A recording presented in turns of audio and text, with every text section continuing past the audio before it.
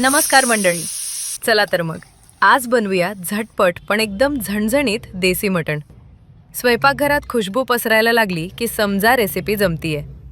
इथे मी घेतलंय पाव किलो मटण. आज खाणार म्हणजे मनसोक्त. मध्यम आकाराचे 4-5 कांदे बारीक चिरून घेतले. कुकरमध्ये 2 मोठे चमचे तेल टाकलं. त्यात दालचिनी, मिरी, जिरे, तमालपत्र घालून कांदा हळूवार कोंबवून घेतला.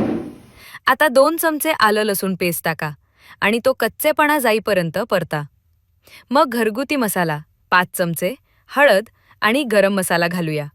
म्हणजे देसी फुल पॉवर. चवीनुसार मीठ घालून मसाला तेल सुटेपर्यंत मस्त परतून घ्या.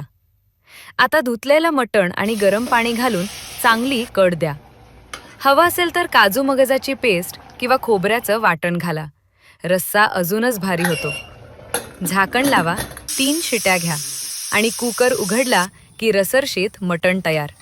शेवटी फोटो काढा, एन्जॉय करा आणि मला टॅग करायला विसरू नका.